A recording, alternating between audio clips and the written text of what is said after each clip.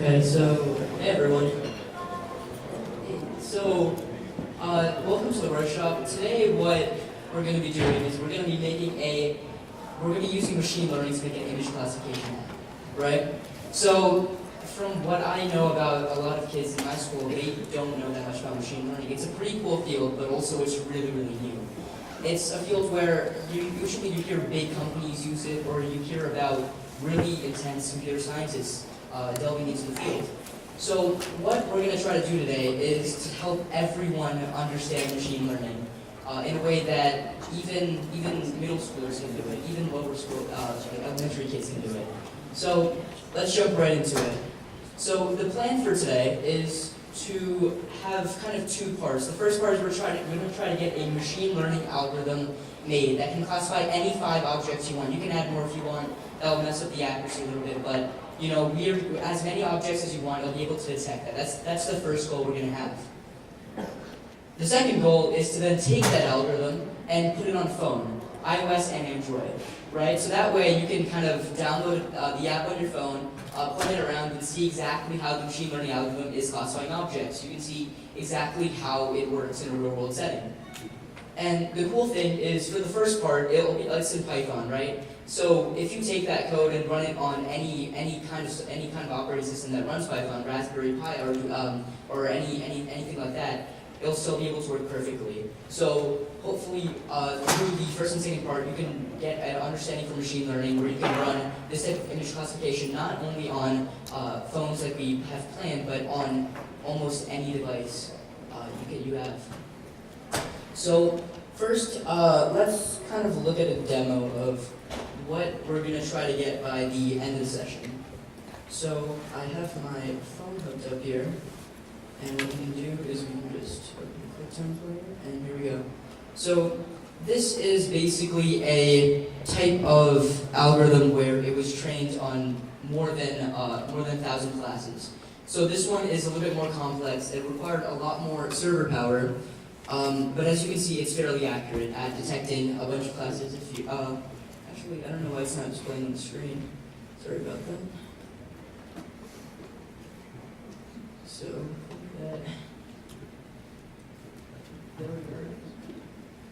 here we go. Okay. So you can see it says desktop computer. If I want to add all you guys. Yep. So the things that it only can detect 1,000 classes. So there's still a ton of stuff in here that it has trouble detecting. As you can see, it's fairly good considering that it's a computer program. And the cooler part of it, I think, is if I just go turn on airplane mode, right? It's still running perfectly fine. Let me turn off. Yeah, I think. Oh yeah, Wi-Fi. Everything's turned off. So it's still running without it's not running with a backend or anything like that. It's running from a model that was trained on an external server and then transferred onto the device itself. So hopefully by the end of the workshop, you'll have something like this, but you'll have your own classes. So if you want to have it distinguish between trains, cars, that kind of stuff, or you could do.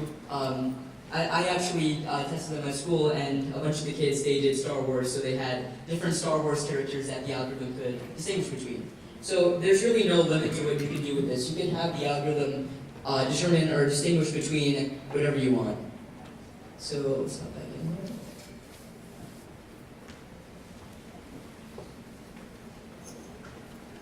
So before we even get started talking about machine learning, I think it's best if at least we can look at the GitHub and just make sure that we have all the requirements to run the workshop. There are some downloads that need to be completed, like Python, TensorFlow if you don't have those. There's a Wi-Fi for the building, so you can connect to that. It's fairly slow, but at least you can get something running on your computer. If you have all the stuff in the GitHub downloaded though, then we can continue. But if you guys have any questions at any time, just raise your hand. I'll be walking around in a few minutes after I explain everything, and I'll help you guys get set up and stuff. So yeah, that's the GitHub, and it has the first step and the second step. The first step being the algorithm, just making the algorithm. It has it in the most simple programmatic terms possible. So even if you have to go to a match a little bit later, as long as you have this GitHub, you should still be able to work on it at home and come out with the final product. So now that we kind of know what the end product is, we still need to figure out what machine learning is. So machine learning is kind of this weird concept because it's kind of everywhere nowadays. It's in your social media, it's in your cars, it's in your houses. But there isn't really a very common term to describe how it works. So the way I like to describe machine learning is it's a revolutionary field of computer science that is teaching systems to improve from experience without being explicitly programmed. So what does that mean, right? So the thing about machine learning is that it's an algorithm that can learn by itself. It doesn't require us to go in and type every single piece of code to make it run.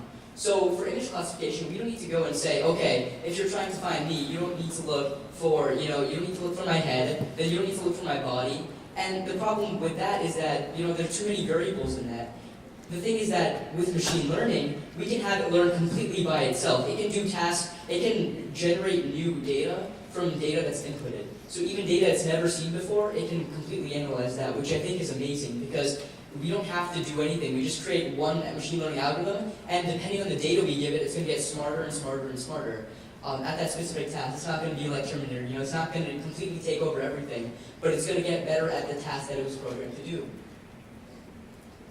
So neural networks, this is where it starts to get a little bit messy because neural networks are the latest in machine learning because, as you can guess from the name, they're based on the biological structure of our brain. They're based on neurons. So, like you can see, there's the input layer. So the input layers are just the values. For us, those would be the pixels from the camera. But they can be anything. If you're trying to get it to generate music, it could be like maybe the first few parts, maybe the first few notes go in there and it generates the rest of the song. So those can be anything. The hidden layers are what make it really interesting because the more hidden layers you have, the more complex an algorithm you're going to have. So depending on the hidden layers, depending on the weights and biases of hidden layers are basically how those hidden layers take the input, they process it a little bit, and they send it to the next layer, and eventually you get an output. So even though it seems fairly simple, you can get complicated real fast because if you have more than 200 hidden layers, each sending information from one node to every single node in the next layer, you're going to have to do millions of computations per second to actually run a machine learning algorithm, which is why it's becoming more and more complex to require servers and a lot more processing-intensive equipment to run very powerful machine learning algorithms. That's why Google has such high amount of processing power. But for us, for most people, we don't have access to that processing power. We have computers, and while computers have gone a long way, they're not at the level that servers have right now. So what we need to do is we need to figure out a way to get basically a brain. We have to figure out how to get a brain to run on the computer, to train it on the computer, and then we need to figure out a way how to use it on not even just a computer, but a phone, which has a lot less processing power and a lot less memory than a computer. So that's what we're going to be doing today. So again, like I said, it's based on biology, and you can see the similarities are uncanny. This is a group of neurons mapped out, and you can see it's basically the same structure as what you see here, right? The neurons are kind of parsing into each other and out of each other, and eventually you get more and more complex signal interactions, different patterns within the brain that lead to different ideas, different movements, different thoughts. And the same thing occurs with neural networks. Depending on the pattern that the information flows through a neural network, you're going to get different classifications, different predictions. So basing the entirety of a algorithm on neural structure was to help algorithms kind of do things that we thought they could never do, right? Things that we thought they could never do would be like to generate music. Generating music is very creative. It's objectively difficult for algorithms to do it. But rather, what ends up happening is that algorithms are able to learn like a human does through neural networks, and therefore they're able to do tasks just like a human does. So here you can see kind of the groups, the different types of neural networks. It's a bit complicated now, but basically they're just combinations of these different nodes, these different neurons. And what I'm going to try to teach you today is I'm going to teach you how to use some of those neurons to create an image classifier. And by learning how to use them in an image classifier, you can take everything you learned from using these nodes in this project to creating basically any type of neural network you want. You can take the information and create, like I said, you can create a algorithm that generates music. You can make an algorithm that even just learns from actions. So it's really amazing with neural networks because it's just a few basic tools, fundamental tools, and eventually you're able to build and build upon them. And so you get a pretty cool algorithm. So again, one thing I want to teach you guys about then today is that ML is for everyone. Machine learning isn't a thing that only the best of the best can work on. Everyone can work on it. It's not a black box. It's just a method of constructing algorithms. And like I said, anyone can understand the fundamentals that I'm going to teach you guys today. So why are we doing image classification? It seems like a fairly easy task for most humans, right? We look at a cat, that's definitely a cat. Even though we can't see the majority of its body is all in darkness, we can assume it's a cat.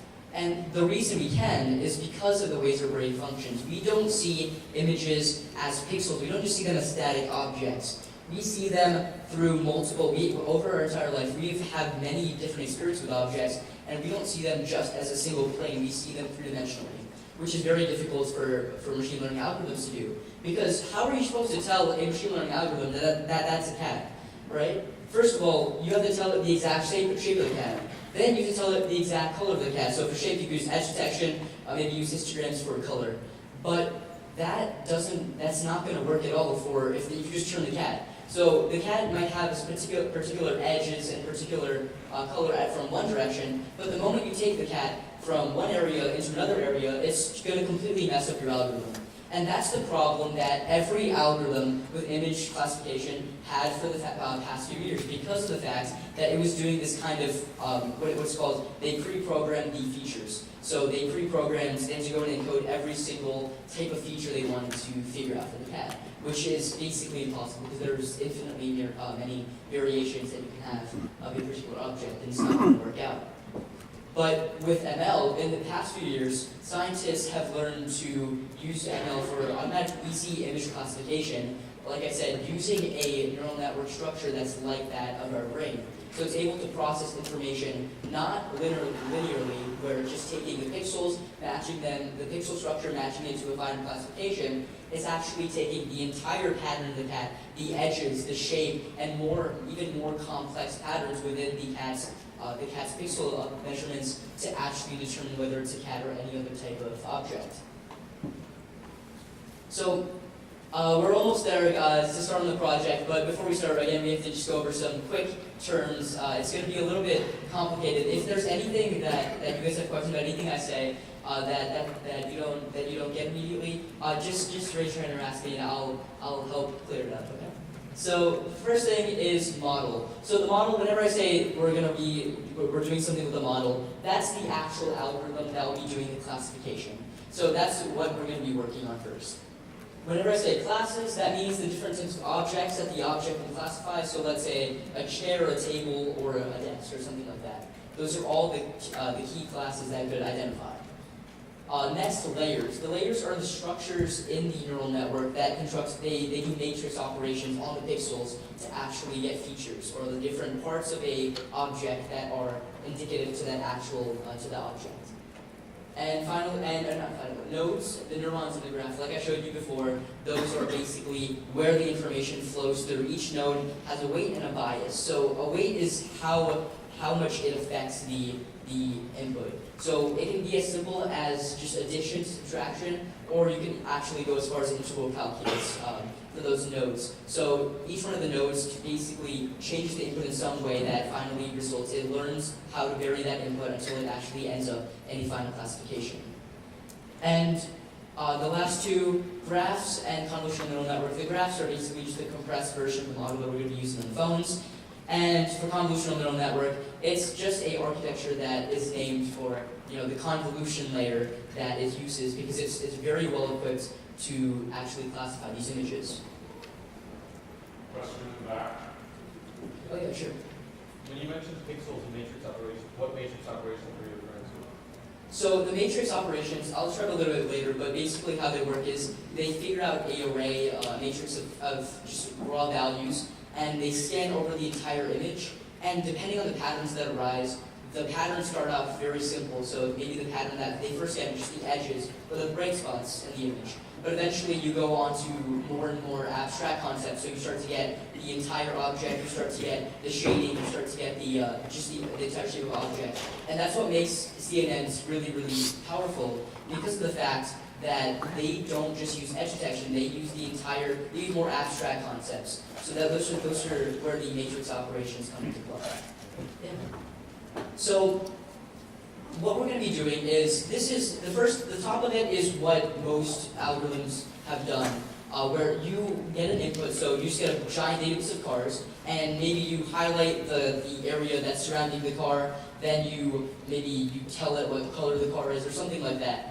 But what the algorithm that I'm going to be showing you guys today is one that I developed so that you can just take the input, just put it directly into the neural network, and it'll learn all by itself exactly how to classify. So it just takes images. It's like a brain, right? It's like a little kid. You give it a bunch of images of cars, and eventually it can tell you what car what like the difference between cars and trains and trucks and all that.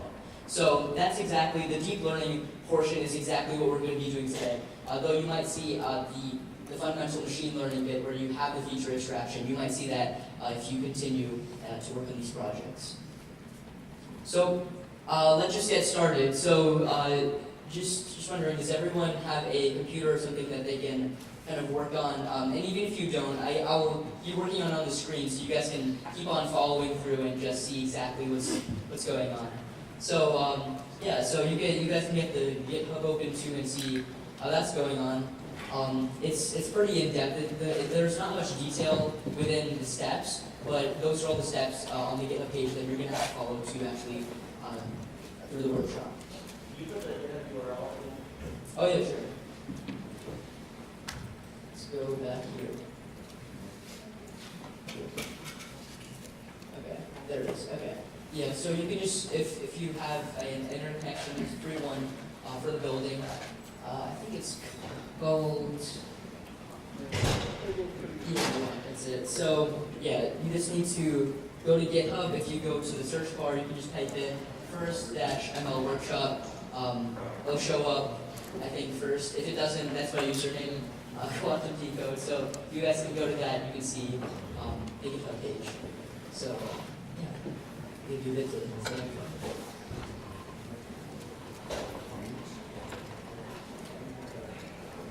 I actually have it open on a Windows computer too, so if you guys are having any trouble with Windows, I can show you guys on this device too.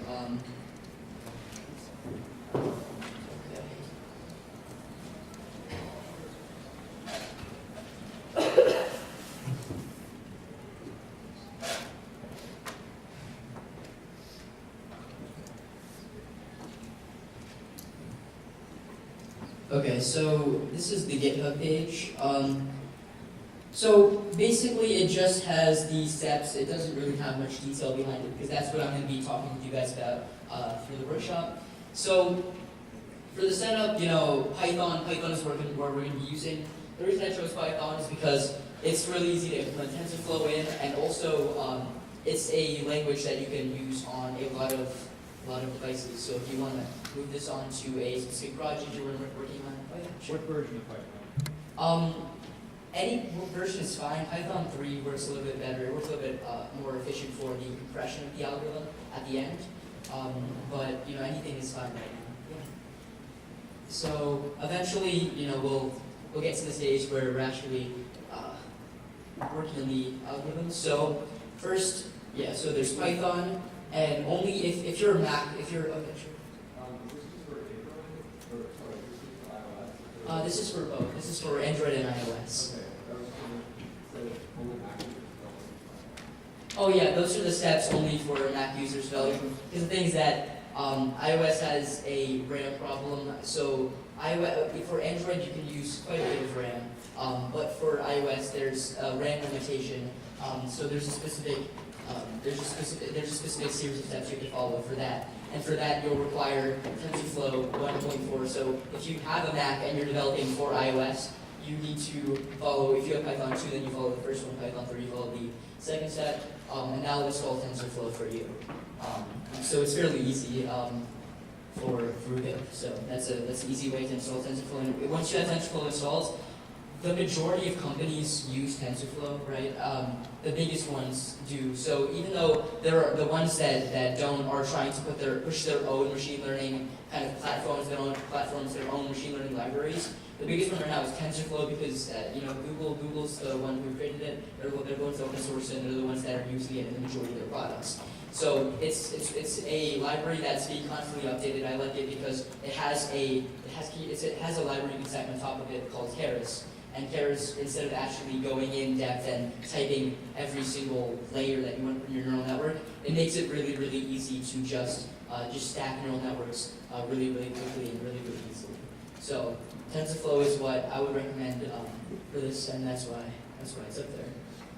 So TensorFlow is up there, and then for this Google Images download, it's just an installation platform so that we can download the images that we want to analyze. So usually it downloads around 100 images of each class, and those 100 images are to teach the machine learning algorithm exactly what images are, what type.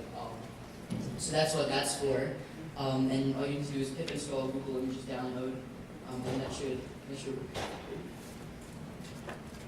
Yeah, and then once you're done with that, you can clone the directory, the workshop on your computer just with that simple command, and then you can start looking at the actual code. So before we even, actually you guys can download the images because that does take a while to connect to the local Wi-Fi.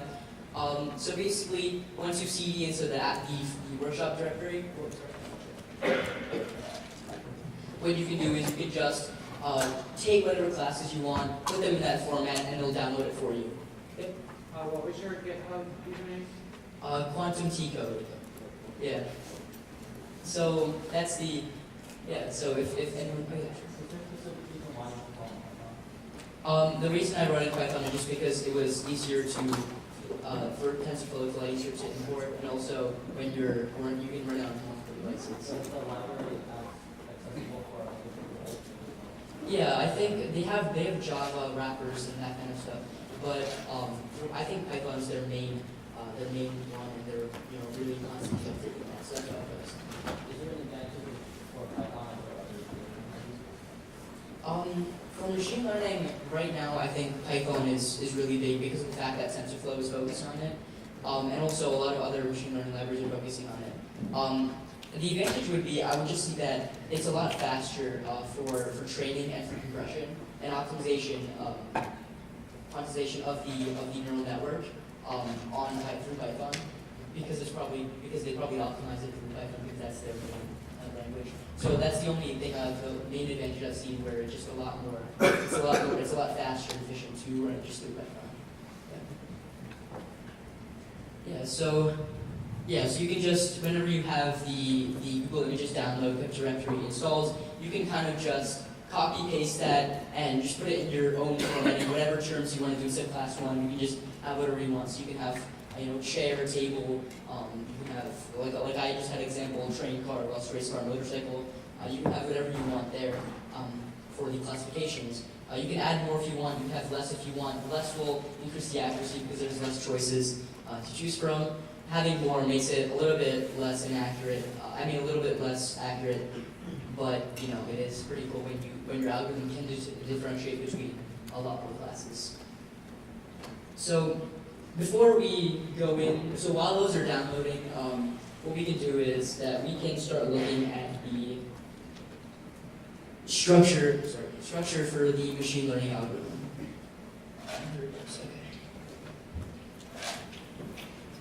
So like I said, this is kind of the neural network cheat sheet, like I like to call it, because basically you can just figure out exactly what neural network structure you want to work on by figuring out what nodes you want to do, implementing those, and then just running it. So the one we're going to be working on right there is over there, the CNN. And what we're going to do is that through that CNN structure, here it is. So this is the CNN structure for the algorithm that we're going to do. So you can see it looks fairly complex. It's basically, it looks like it's repeating, right? Because there's an idea behind that, where you're basically just gradually increasing the complexity of the features. So first of all, at first you get the edges. I can show you an example of how this works. Okay, this is a little bit creepy at first, but this is how the neural network works, right? It looks kind of weird, but first of all, you get the edges. Yeah, it does look kind of weird, but those are the edges, right? Eventually you get more and more abstract, where eventually you can't even tell what both at the end are, right? They're just kind of just colors. And that's important because the thing is that CNNs are really good at generalizing. So even though to you that might not look like anything, to a CNN, that's kind of the first check that an object goes through to determine whether it's an object or not. So it's so general that it's a lot more variable. It's able to adapt to its environment because of its variability, and that's why it really looks messed up at the end, because it's getting those complex values which are really important for final for classifying images in real world. So let's go back. And okay, so like I said, the first few layers are generally for edges. It gets those edges, it gets those bright spots, very visible, common image classification. But then you get shape. Shape has been in the past. It's not really been easy to implement, but it does that within these ones. And the thing is that you can't really just say these specific layers correspond to it because of the fact that it is just stacking layers on top of each other, stacking features on top of each other. So generally, this is how it works. Because it starts with edges, it gets more and more abstract, but it's still very variable in its training and how it learns. So as I said before, the end over here, the abstract patterns, where it actually learns the patterns within the image that correspond to that actual image. So the cat, even though it's from the edges and the shape of the cat, if it's looking at the cat from the top, where it's going to be completely different, nothing it's ever seen before. But because of the abstract patterns you learned, it's still being able to classify that as a cat or a dog or whatever. And what you see here, the different colors correspond to different types of layers, and I'm going to tell you exactly how those layers work. It's going to be a little bit kind of messy with the math.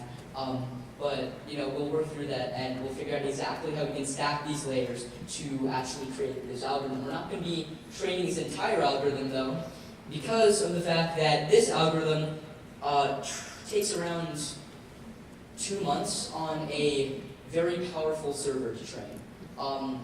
If you want to train the entire thing from scratch, you have to train every single layer, which consists of hundreds of thousands of neurons, and you have to run matrix operations for each one.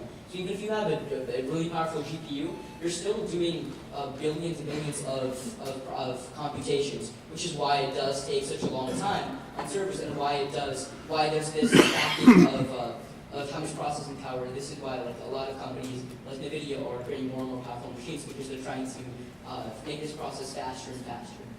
So instead of actually doing that, instead of going all full out and just training the entire thing from scratch, this model I trained on ImageNet. So ImageNet has already, it's basically the core standard for image classification. It's like the Olympics of image classification. So every year, a bunch of teams, a bunch of people get together, they submit a classifier, an algorithm that can actually process the different classes around. There are hundreds of thousands of images, and the best one, gets president, and they get first, second, third.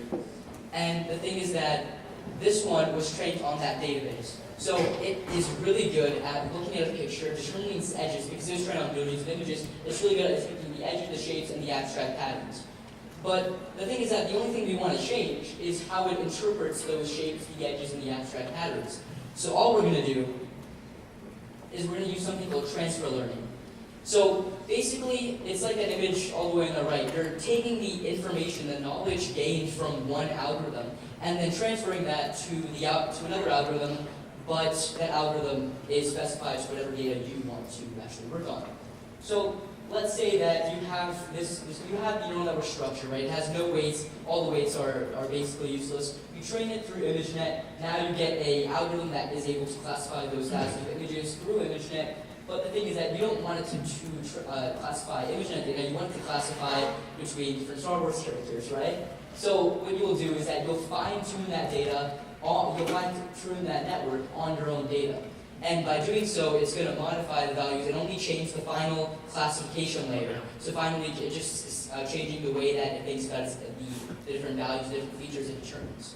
And through that, we can actually get a final product where it can, classify image and such. So that's what we're going to be doing right now. So you guys probably already got the. Did everyone get the images downloaded, or if you got something downloaded? I have questions. Oh, okay. Yeah, the internet is a little bit slow. Is that the problem? Yeah. Okay.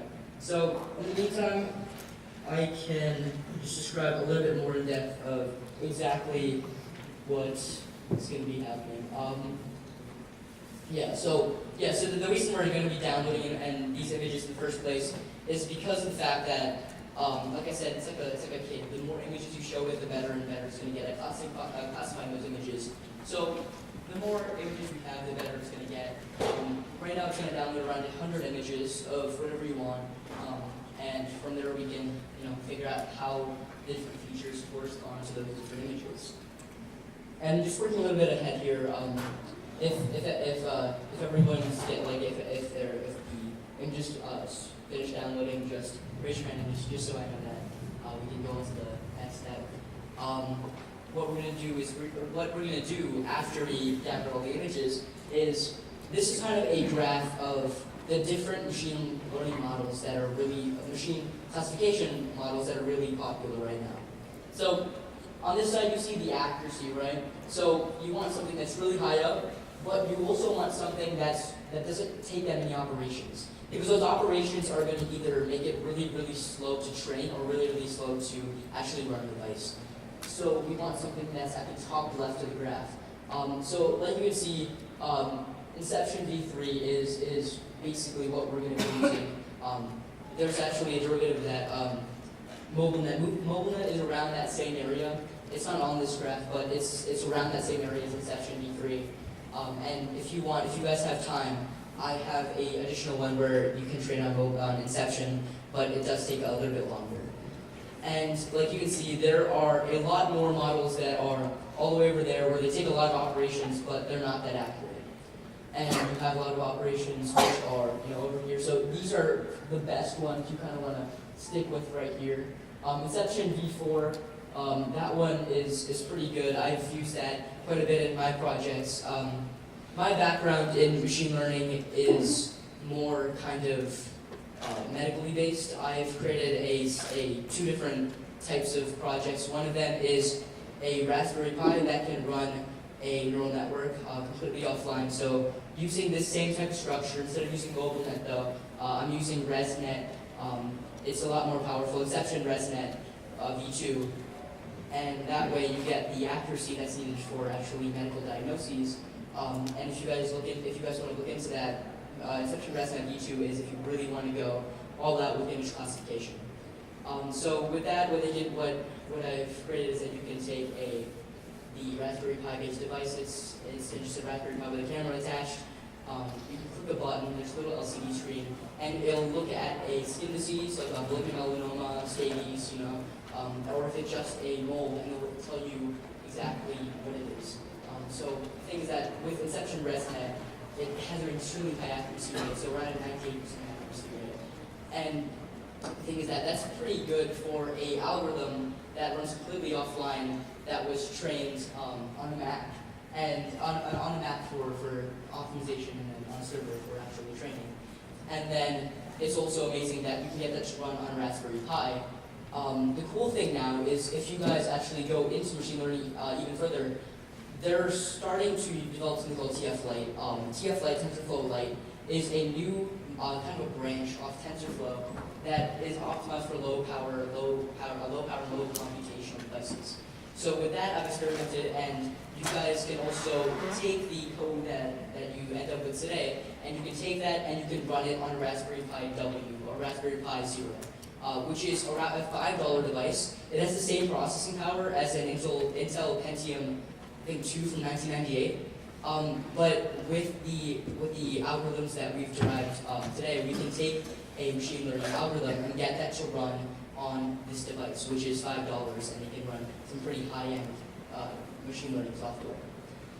So, and yeah, so that's my kind of background, medically based, and then I took that neural network and then transferred it over to plant diseases, so farmers can take images of their crops, it'll diagnose exactly what crops they have, and those are kind of the projects that I've worked on, and getting those prototypes through the World Health Organization to the actual farmers.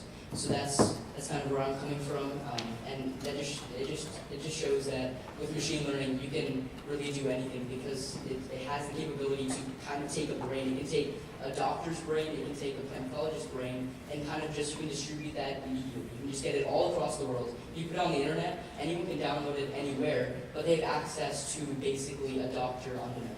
And that's also another thing we can do with machine learning.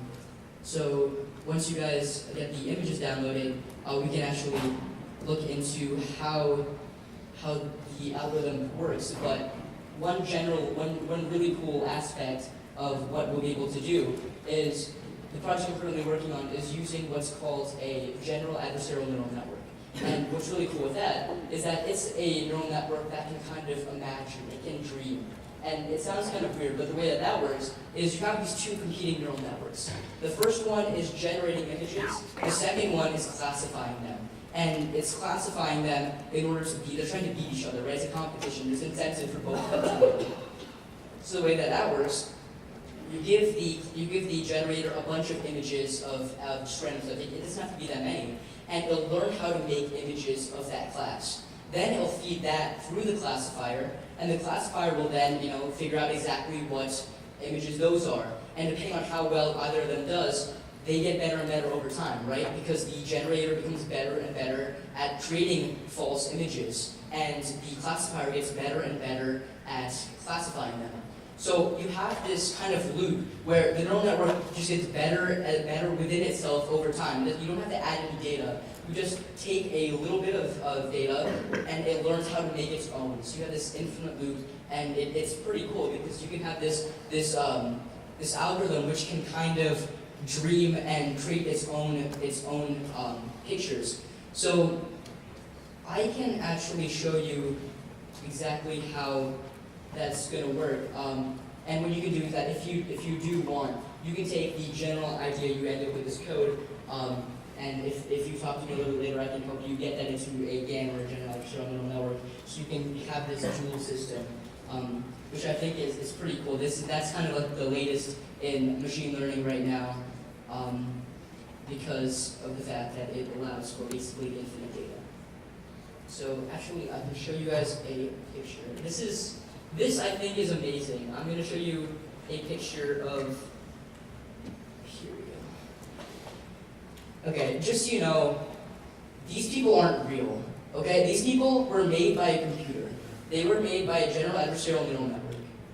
And the thing is that they look kind of real, right? Like you see them, they have some similarities. It feels like you've seen them before. And that's the really cool thing about GANs. They can take information, they can take just raw data, the images, and learn how to create their own images. And the fact is that when I first started working on this, the algorithm wasn't really that good because of the fact that it didn't have that many iterations. But the thing is, the more processing power you have on it, you can get an algorithm to create images that are basically exactly like the real world. Like, these look like people that I could go up and I could meet, but it's really hard to believe that they were created by people. So that was a NVIDIA GAN. Yeah, so I think that's pretty cool, and that's exactly where machine learning is going. That's what I'm working with right now. So did the downloads complete yet, or what's that? Almost? Okay. So we'll keep on going with those. We're gonna skip a little bit ahead just while the downloads complete. Again, you guys can complete this in your free time at home. I'm just here to help you figure out exactly what machine learning is and how you can actually get started. The instructions are pretty simple. It's mostly copy and paste.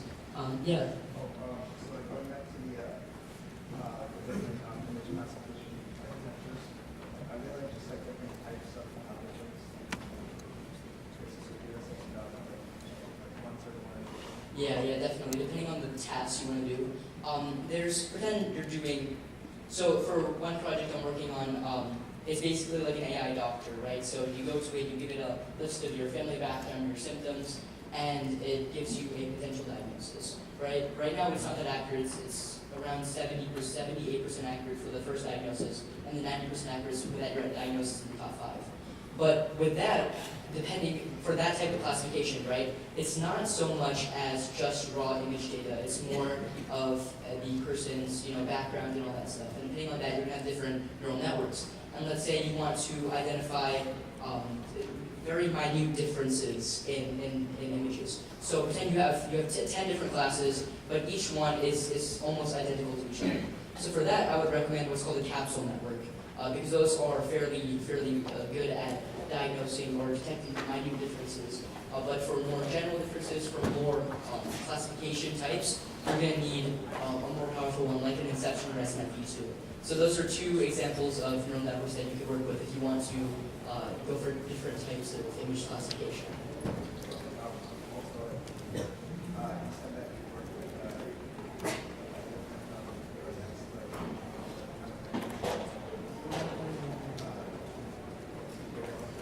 Yeah.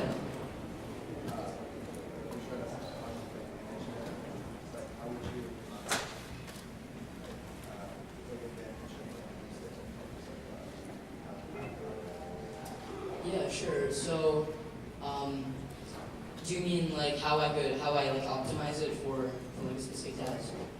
Yeah, yeah. Yeah, sure. So what I can do for that is like for ImageNet, it's very general, right? It basically has every possible.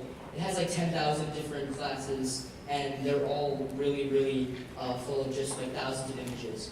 So for that one does take that one just very general. But if I wanted to specify, you have to specify the data, and then what we're going to be doing a little bit later once the download completes is for specifying the data even further, we're going to do something called database augmentation, database manipulation. So if you guys get into machine learning, you're going to be using that a lot because of the fact that you need to help train your neural network to learn those differences, the real-world variables that are already there, that are everywhere.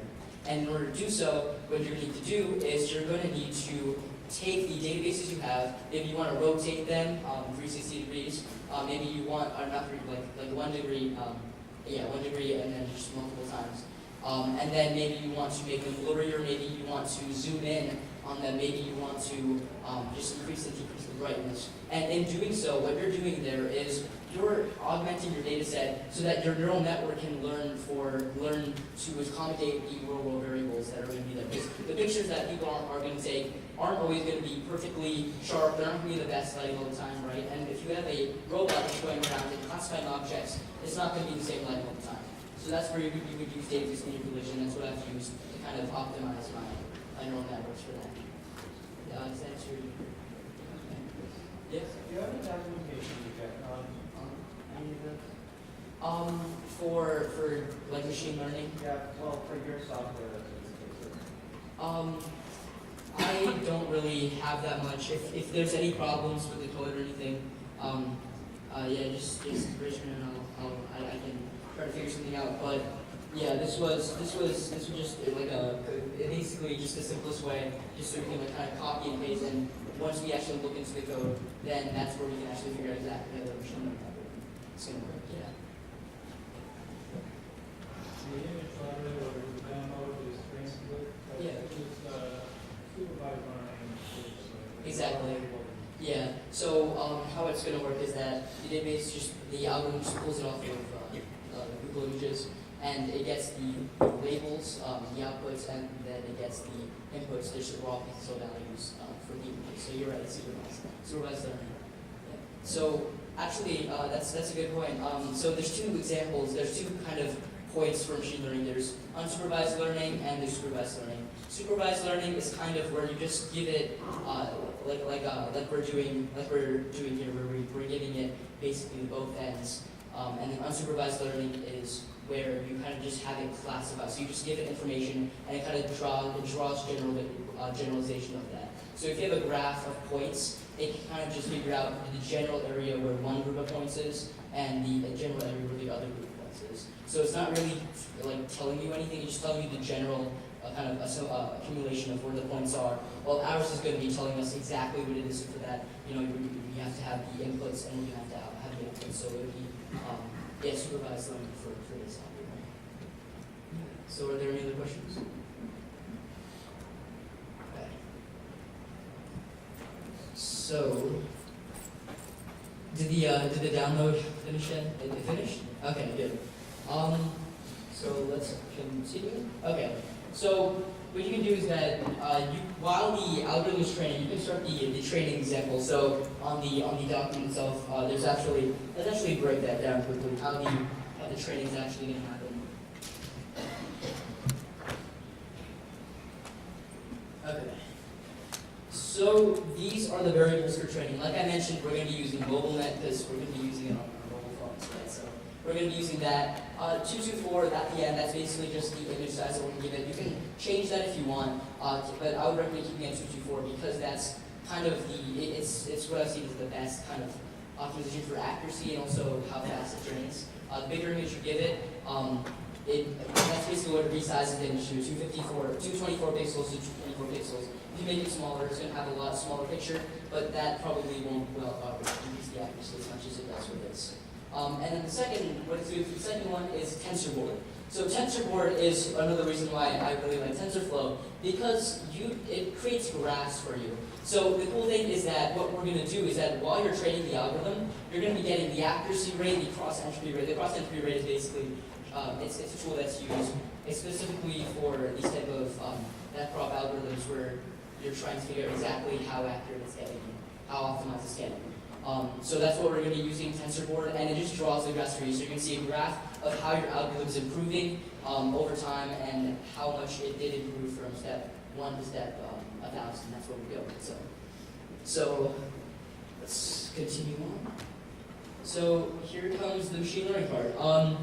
So what we can do is that we can start the training of the model using this kind of script. So we'll look into the actual script a little bit later, but if we just break it down, right? The first part are bottleneck directories. The bottleneck is what is basically just the raw output of the file. So instead of having the file encoded in JPEG, PNG, that kind of thing, you just have the raw pixel value. So you have the amount of green, blue, red at every specific point, and that's way easier for the algorithm to process instead of having it to decode every single time.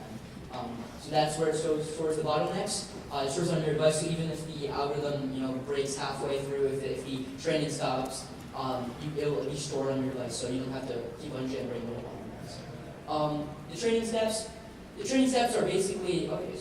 I was trying to get enlarge the page. Oh yeah, I don't care. Sorry about that.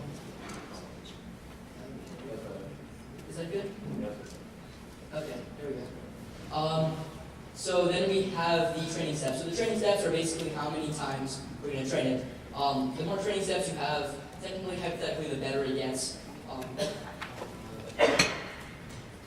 But eventually it'll reach a limit, right? There's this point where it kind of just stops increasing. And then what's going to happen there is usually for these, if you have 5 classifications, it's usually going to end up being around 4,000 steps. So that's where I kind of set the limit. You don't need anything more than that.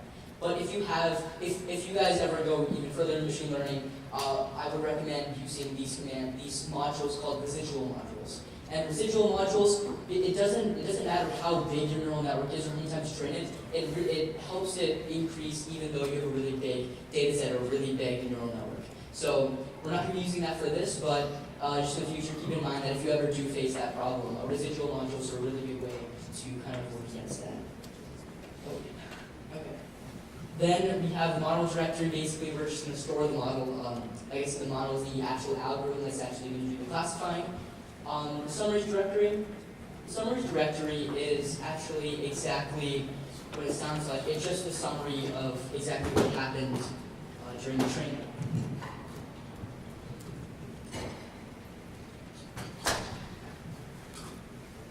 So what we can do is, with the training summaries, those are what actually get sent to TensorBoard to draw the graphs and to draw the conclusions for how much better the neural network has become. So that's just where it's storing. And then the next one, the output graph. Again, that's where it's just putting the graph, right? That's where it's just storing the output directory. Output labels, that's where it's storing the output labels. So basically all the classes that you source it in text files, so that's easily referable to the actual algorithm or the actual iOS app when you're done. The architecture, like I said before, if we scroll up, is MobileNet 224. So that's the MobileNet 224. That's the one we're using to train.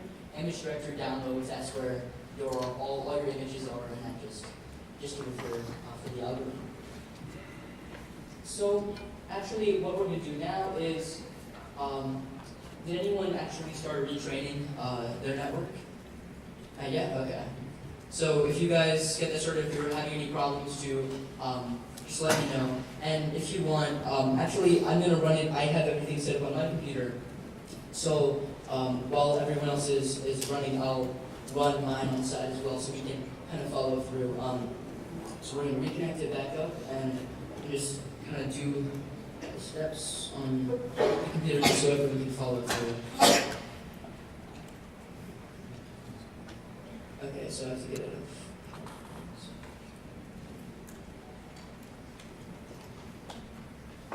Okay.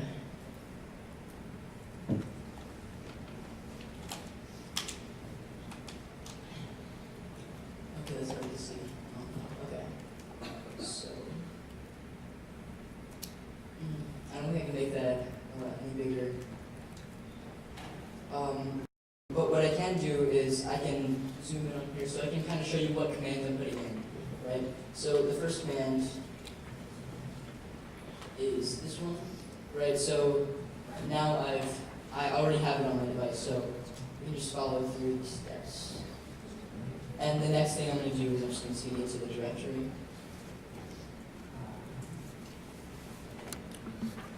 Yeah, I think we're cd in here already. And then let's try downloading these classes.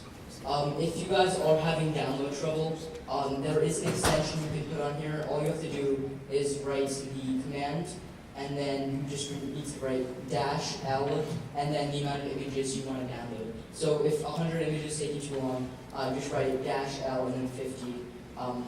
That will decrease the accuracy, but that should be enough to actually train the neural network. So while it goes in the background, we can do the next, and make sure that you check the images, because there are some configurations of images that the algorithm cannot process due to the TensorFlow limitations. Just watch out for that if you see that. So while we're waiting for that to download, let's go back to this. So now what we're going to do is we're actually going to look at the code behind the retraining. And this is actually a pretty cool part because it's the part which doesn't use the full retraining. It does the retraining of the last few steps.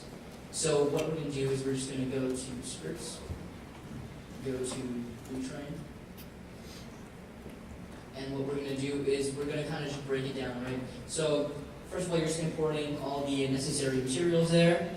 You have the max images per class. The way that this algorithm works is it splits the data into 3 different examples. It splits it off into, if you're working with machine learning in any way, you're going to encounter this. You split it into the training data, the validation data, and the actual testing data. So the training data is fairly explanatory. It's the data that your machine actually uses to train. And the important thing about this step is that this is the part where it gets the inputs and it gets the outputs. So it's learning with both parts of the data set. The validation is where it gets the inputs, but then it doesn't get the full output. It gets an error score. And the error score is where it kind of plays into it, depending on how badly it's doing, depending on how good it's doing. It's going to modify its neurons, depending on the neurons and the weights that the neurons have. It's going to keep on modifying its internal parameters until it becomes better and better. So that's the validation section. So those are the 3 sections that get split into. Final one is testing.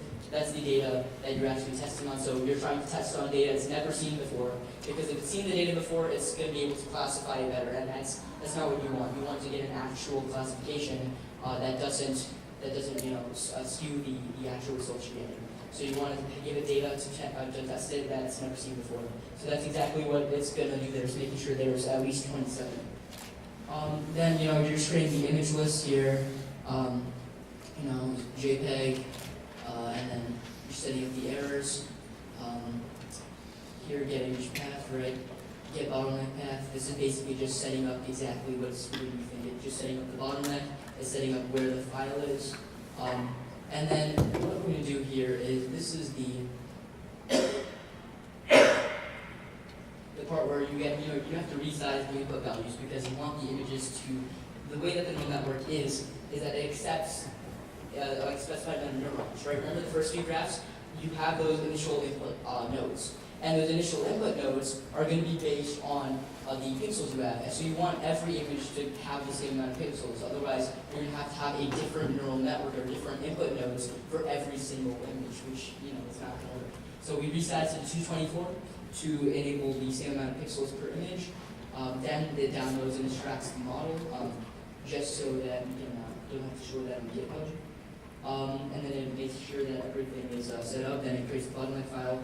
It just uses a TensorFlow method in order to just take the JPEG and convert it into that bottleneck input, which we can then use to actually train. That's what it's doing here. It's just storing it on the device. And the most important part is right here. Like I mentioned, the data augmentation. So for the data augmentation, this is what it's doing here. It's getting random bottlenecks to actually augment. And if we go to the augmentation, random sorted bottlenecks, here we go. So it's going to distort them in order to kind of, like I said before, data manipulation so that it can learn for those real world variables. And if you're doing any form of image classification in the future, you have to make sure that you do use this as a method to kind of normalize your data set and make sure that it is able to classify even if there's variability. So that's always important. So flipping it left or right, cropping it randomly, scaling it randomly, or randomly brightening or decreasing the brightness. So those are all there. So it just kind of blocks and just crops them at different intervals, and that's exactly how that works. So this one is adding the final training ops, right? So what we're doing here is we're taking the entire graph, the stored graph. The ImageNet graph is stored in models. We take that, we cut off the final classification layer. And what we do from there is we can then retrain, we can optimize everything else with their own data. And at the end, we can just kind of spend a little bit of processing power to just add that at the end. And that's a lot easier than retraining every single node, because as you saw before, it was a really big structural graph with tons of convolution layers and a bunch of other layers, softmax that we didn't really need to train. We can just get rid of the last layer and just optimize it for our own data. So that's exactly what it's doing here. It's just getting those final training ops and storing it with our own data instead of the actual one. And it's just getting the evaluation. We're using cross-entropy for that. It's just a measure of exactly how optimized the neural network is. And that should be that's basically exactly what the neural network can be doing, and we're just running it down here. So exactly it seems like that's a ton of code. But the thing about TensorFlow is that the majority of those commands were commands that they've already provided. The only thing that I had to do was go in and get rid of the final classification layers and modify it so that it would accept raw input values instead of the JPEGs. So even though it does look complicated, don't worry, it definitely is facilitated through TensorFlow. So it's really easy to get started once you do. So that's exactly how the training works. Did the training finish yet, or is it still going on? Yeah? It keeps on saying when you're trying to train that, it's not saying like expected image JPG or PNG or JPEG. Okay, I'm gonna walk over there and just make sure that.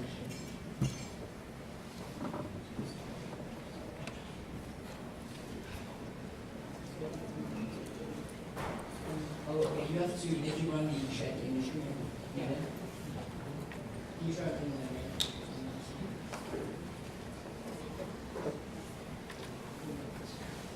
Okay, so when you can check that, if there's a problem,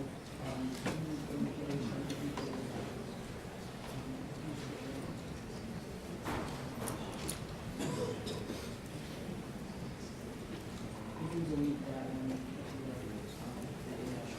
Yeah, so make sure that your data set is is clean before it works. But yeah, so if there are any other problems, just let me know and I'll try to help out. And okay, so this one finished too, so we can try taking a look at how this model is working. So now that we got all the information downloaded on this computer, we can just take it and we can start optimizing. So we already know we can just run check images. Check images just make sure that all the images are greater than 224 pixels, because if there's an image less than 224 pixels, you can't resize it to 224 pixels. So you're just going to run that. There it goes. And what you're going to do from there is you can set your architecture, like I said, to MobileNet. We're going to run TensorBoard. And this is my favorite part. So basically what I implemented into the algorithm here is whenever it finishes a training layer, it just sends its accuracy rate to your local TensorBoard, and that way you can just see it in real time. So we can take a look at that once it starts training. So now all we need to do is we just copy this, and let's paste it. And it should start creating the bottlenecks, and yep, there it goes. Yeah, so right now it's just creating those bottlenecks, it's creating those raw image files to actually run the algorithm, to actually train the algorithm. And while that runs, we can only look at the training, the TensorBoard once it actually starts training. So while we're just letting this run in the background, you can just see that it's going through every single image, just creating them, 200 bottlenecks created. I think I've done 50 of each, so we should be close to, okay, it started training. So now what we can do is we just go to this, and we can see exactly how the algorithm is performing. So it's not really doing that. Let's zoom in to get a better view. The red right there is the it should keep on iterating, so it should keep on updating. But yeah, so the blue down there is exactly the validation. So that's basically how it's doing on data that it's not trained on. So you can see that it's doing pretty okay. It's getting 85% accuracy. There are refreshes. Okay, so it's getting a little better now. 90%. So while the training data is resulting in almost 100%, that's because this data is seen before. So we can't really judge it off that. If we give the kid a bunch of images and then test him on the same images, he's going to get almost all of them right. Especially if the computer is going to remember all of them. But for the validation for data it's never seen before, it's a little bit iffy on that. So we're going to let it train. You can watch it training in real time there. But you can see this is the, there it goes. So yeah, so it's having some drops. It's getting around 85% accuracy right now. So this is what you can see. This is exactly how a neural network learns, right? It learns over multiple steps. So we're trying to get, so I think it should be pretty close to 1,000 steps at this point, but that's what we're trying to do. The more steps we have, the more accurate it's going to be. So here you can see the cross entropy, the final training ops, so basically the weights of the different parameters of the neural network. So I think it finished training. So now what we can do is we can look at the graph. So here, right here, is the graph of the neural network. So you can notice that, okay, let's start at the beginning. The decode JPEG function. The decode JPEG function right there is what takes the JPEG and then converts it into the raw value. So the reason that's in the graph is because the TensorFlow wanted to create a single model that you just needed that single model to run neural networks, and you could use it to infer and anything like that. So you don't need to convert your JPEG into raw bottlenecks every single time. You can just take it, put it through decode JPEG, and then actually run the function. And then what you can do from there is you get those expand, you get those resizing, so you're just manipulating the data so it fits inside the neural network. The input goes into MobileNet V1, which is the name of the neural network, which just consists of the input. The final training ops is exactly the weights on the model itself. So we're just running that input through the final training ops.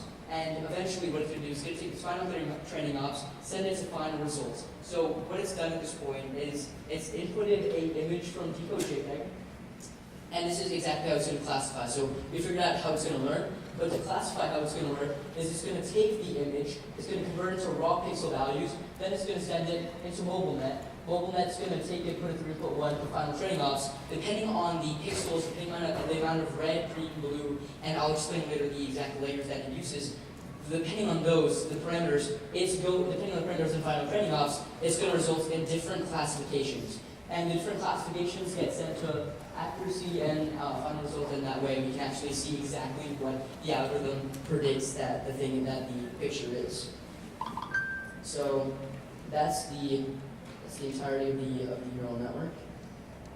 And let's go back to this.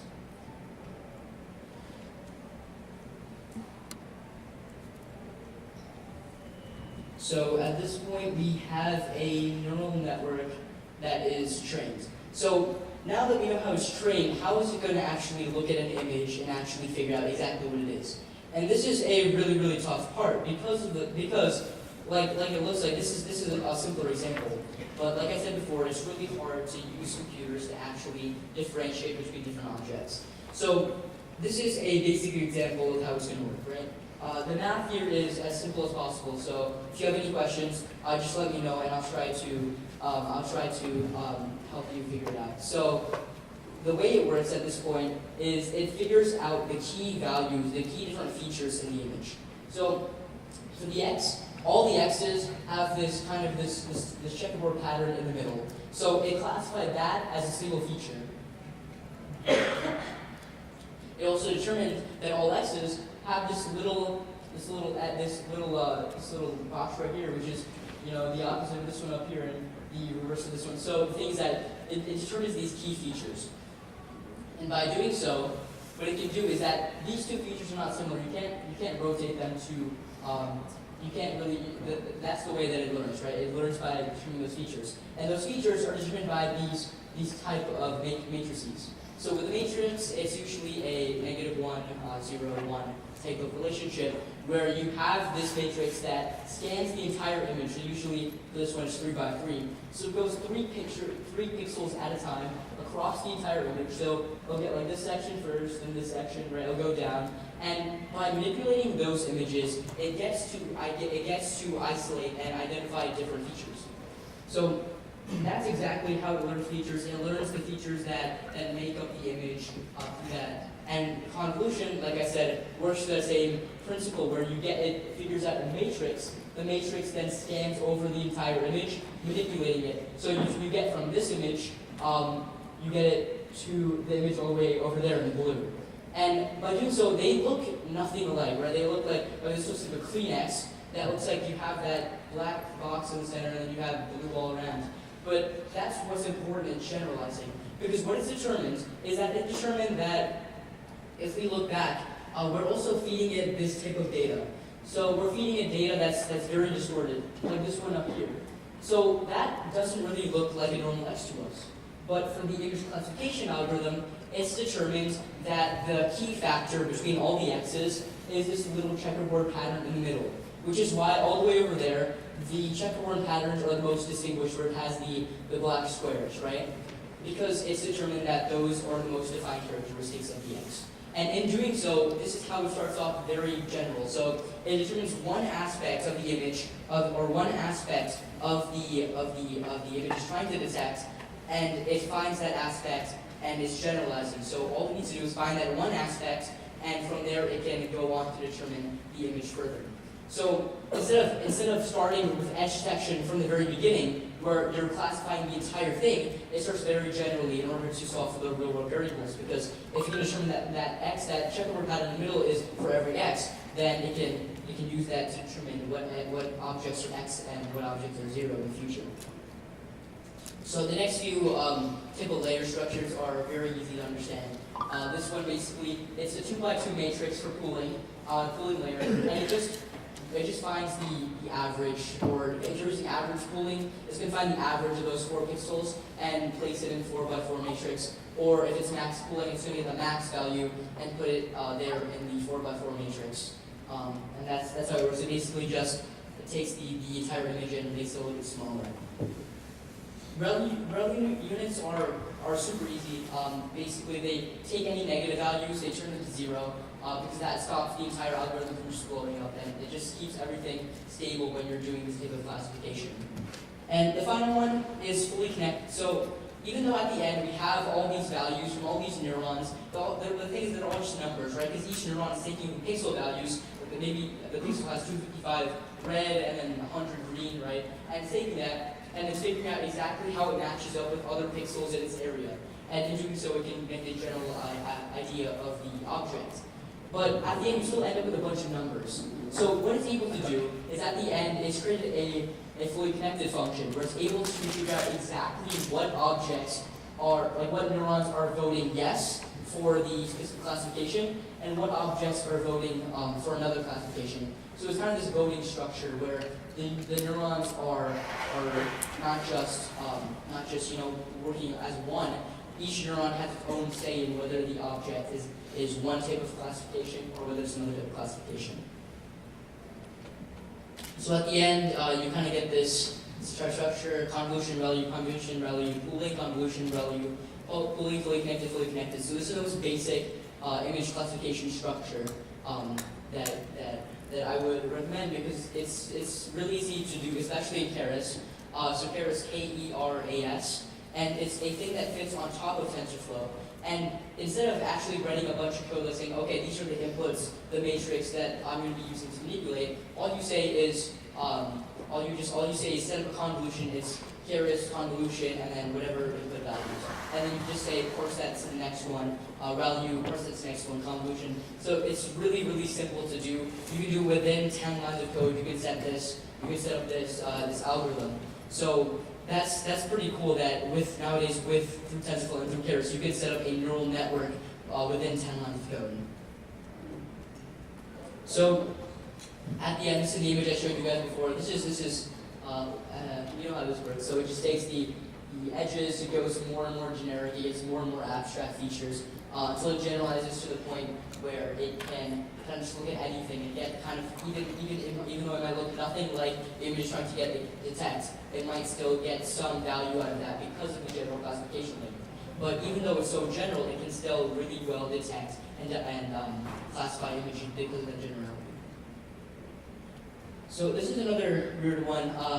I know the faces at the bottom look really weird, but that's how the neural network looks. That's how the neural network actually sees. So while we see a JPEG and we just see the face, right? This is how it starts off. It starts off seeing the bright parts, dark parts, and the edges. So right here, this is the kind of the first part that it sees.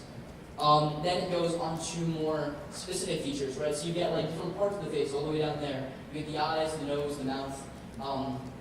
And at that point, you're getting to the point, after that point, you get to the point where you get actual faces. The faces look kind of weird because of the fact that they are the result of a ton of convolutions placed on top of each other. So basically, you're just taking a bunch of faces and mashing them all together, figuring out what characteristics are similar between all the faces.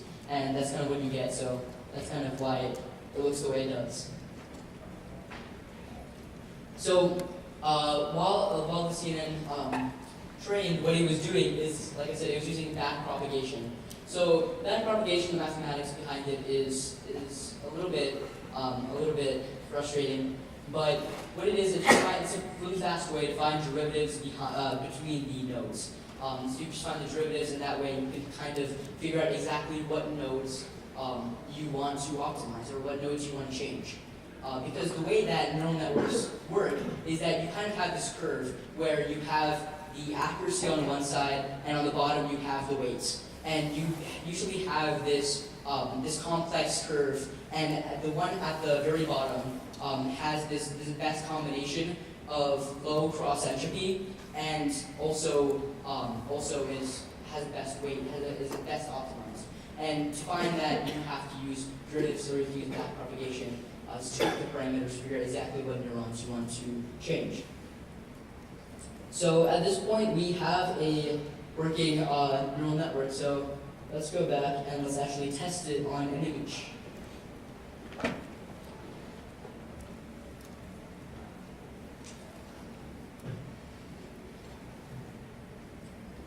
So there it goes. It converted those to, and now let's go.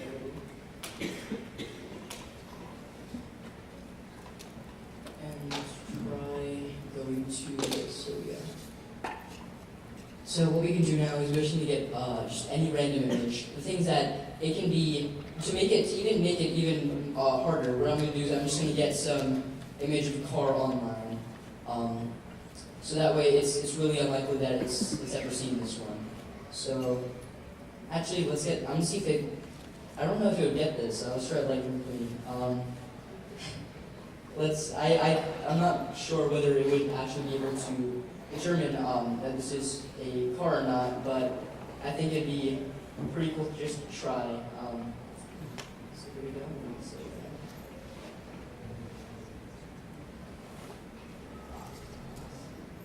that. Desktop. I think I downloaded it.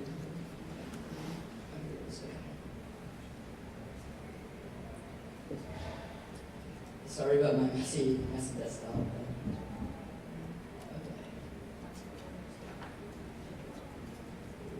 And just take that and put it in.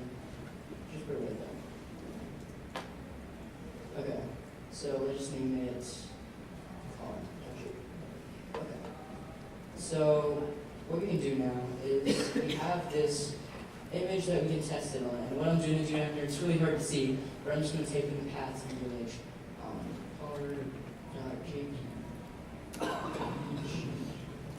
And what it's going to do now is going to process that.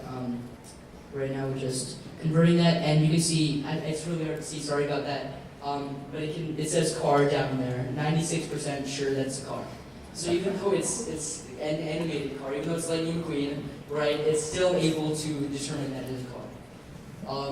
So that's the cool thing about neural networks. Even though it's not even the set base that it was trained on. First of all, it's not even a real car, but we would call it a car, right? We can tell it's a car, and neural networks are really good at being able to do that. Even though it's something they've never seen before, even though it looks really, if we tried to program directly what it was, it still really wouldn't understand. We have to kind of use this neural network structure where it's learning for itself and generalizing exactly what a car is. So now we can set cars, so that's pretty cool. So now we can go and we can start implementing it on an iPhone. So I have my iPhone out here. So what we're gonna do is, I already have these downloaded, so that's gonna be fine. But for iOS, usually we do need to optimize it. So again, you guys can work on this at home anytime you want. My email is also on my GitHub, so if you guys have any problems, just give me an email or you can just talk to me and I'll try to help you out if you have any questions about that. So now what this is doing, right, we're going to zoom in here so everyone can see. This TOCO right here is what's called a TensorFlow Lite optimization converter.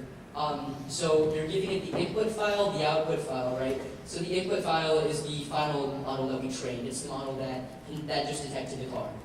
Then what we're doing is we're taking the output file, we're just telling it where to put the output file.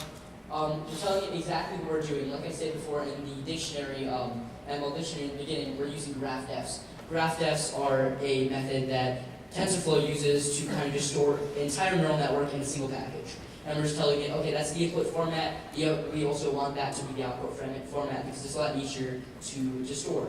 The input shape, again, 24, 224, 224. The input array, the input, you can name that whatever you want. I just went with the obvious input. The output array final result, if you remember the graph, I think it's still up, so we can take a look at that.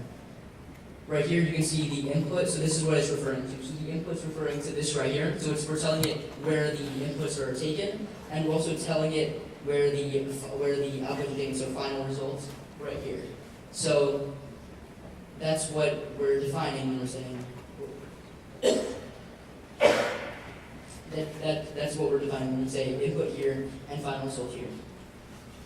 Mean value, STD value, just tell it that that's the value that we gave to the original commands, and the default min and the default range is max. Those are just because sometimes there is a discontinuity when you compress it. It won't actually get rid of all the nodes that you want it to. So that's just there, because the thing is that when you train a neural network, like I said, like I keep on reiterating, a neural network is basically like a technological brain. So when you have a brain, when a neuron isn't used enough, when it doesn't have enough connections, when it's not constantly receiving information, electrical connections, it is pruned. So through a process called pruning, right, the neuron, the connection between it and other neurons are lessened as a way to save energy, save power for us. And the same thing happens with neural networks. We don't want to process in the output, the input through neurons if they're not really doing anything, right? If they're not being used, or they're not that if they're not that important in the final outcome, in the final classification. So that's what we're going to do next. We're going to try to get rid of those nodes that are just sitting there, that aren't really connected to anything, and they're not providing vital information, and they're not really being helpful. So when we convert a model to TF-like format, it does that for us.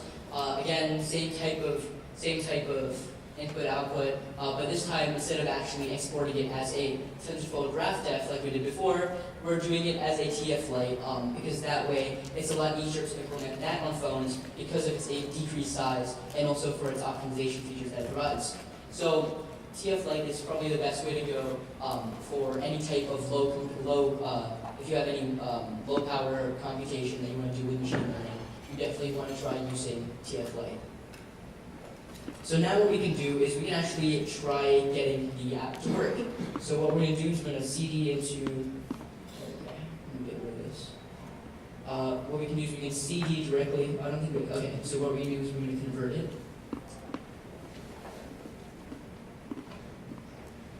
And then what we can do is we can go to CD iOS camera, and we can back up. Oh, we have to do pod update. So basically what we're doing here is the entirety of TensorFlow has a implementation, a wrapper for Objective-C and Swift on iOS. So if you get into developing neural networks for iOS, or Android has a simplified version, I'll go into that a little bit later. But if you are going into iOS, you definitely want to try using the wrapper, because instead of actually setting up having weird Java commands inside of your iOS direct store, you can just use Objective-C to run all these TensorFlow commands, which is really, really nice. Okay, so I think it's installing right now. So that's exactly what it's going to be doing, and what I want to show you guys actually is while this is running, what you can do further with this, right? So you got once you go home, you get this to work. You get a neural network that you can just point around, where you can just kind of point it around, right? I'll tell you what it is, like desktop computer, right? Water bottle. The thing is that that's pretty cool, but that's not really how a human sees, right? They don't just look at it at an entire picture, and they don't just say, okay, that's a water bottle, right? They look at other objects. So even though I'm pointing it at both this screen and the water bottle, it's only identifying the computer. And that's a problem with the image classification algorithm that we're going to be using. Even though it is very accurate at detecting images, single classifications, if it has more than one object in the image, it's not going to be really that good.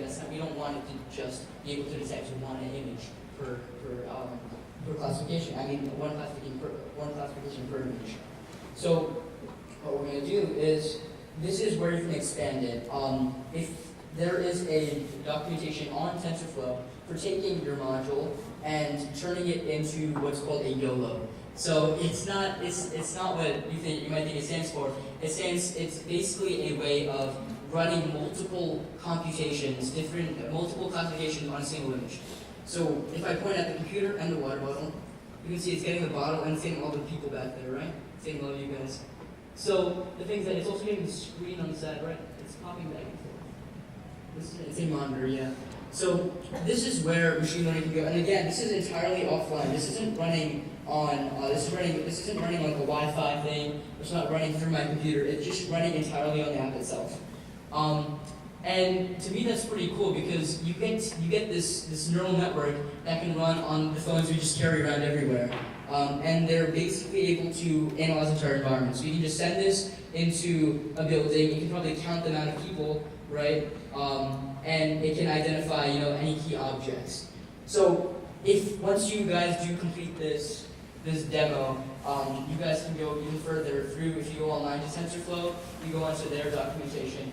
You can go and look at exactly how you can implement your own model. You can just take your model. You have to just run a few little processes through it, and then you can just take it and paste it into the YOLO model, and that way you can have on Android and iOS. And you can, it's pretty cool where you can detect multiple classifications per image.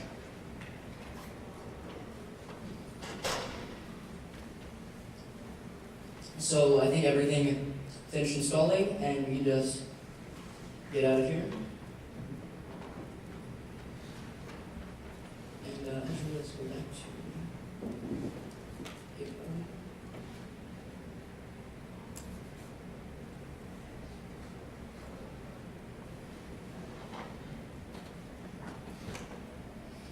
And then let's try just taking it, and we can copy all of our files into the model, into the app. So this is just an Xcode model. If any of you are familiar with Xcode, this one is written in Objective-C. I know it's a lot more clunky than Swift. I'm just a little bit more familiar with Objective-C, especially when implementing TensorFlow around it. So that's why I used it. There are other implementations of iOS where they do use Swift. So if you look on TensorFlow, there's TensorFlow documentation, there are a bunch of examples of that. And that way you can kind of, it's really easy to just take any app you already made and just take the camera values and put it into TensorFlow. So you can do almost anything with that. You can work with just taking images and figuring out exactly what food it is. So for that, what you use is what's called the Food 101 database, and you just train the neural network that's on the GitHub, and you can just give it a bunch of food values, food images, and it'll be able to differentiate between all the different types of food you give it. So I think that's pretty cool. And then now what we can do, since both the files are in there, we can just open it. Should open the Xcode. Okay, there we go. So what you need to do is that you would need to just sign in, right? I am already signed in online, but yeah. So if you already have TensorFlow installed, you won't need to do anything. Then all I need to do is just run. And it goes building everything. And I'll show you guys on the phone how I build battery.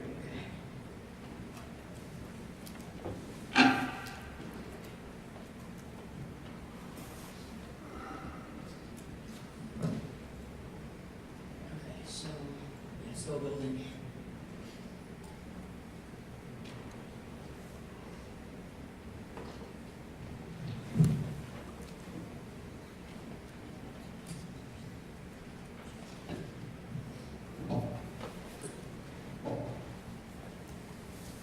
Okay, so I can first and this one. There is a range. Let's try looking at what exactly is going on. Can you see it on the screen? Okay, we minimize for some reason. There it goes. Okay. So this model was the one I just trained right now.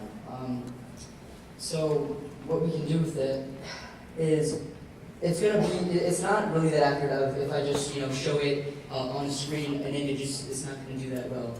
But what we can do is if I were to go outside, right, start pointing it at trains, cars, I don't think race cars outside, but trains and cars and buses, it would be able to get those pretty well. So what I'm going to do is on this computer, I'm going to pull up an image of a train and just see if I can get that.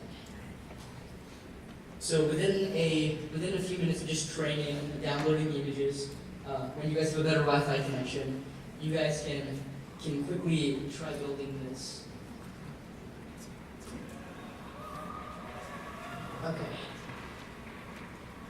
So here we go. Yeah, so it's getting a little messed up because of the fact that it's in a train race car. It's fluctuating between the two because it's not really a full image of a train. It's getting like the sides too and everything. So it is difficult for it to distinguish. But if we were to go outside and get an actual train, it would be a lot better at classifying that. So So maybe if I could make this full screen, make it a little bit easier for the algorithms to actually notice it. So there it goes. So this one now, it's saying train. So with nothing else in the background, if it's just a picture of a train, without the other images that we have in the background for, still it's pretty accurate. It's saying train. We can try reverse. I'll start the lane with you.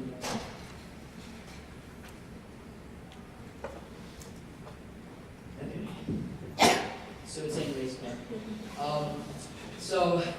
So exactly that's what I think is pretty cool, because we didn't really have to do much work, right? We didn't have to go in and I'll see that on the screen. And actually let's look through the code. Just to get an idea of exactly how it works. I'm going to zoom in on this. I'm trying to figure it out.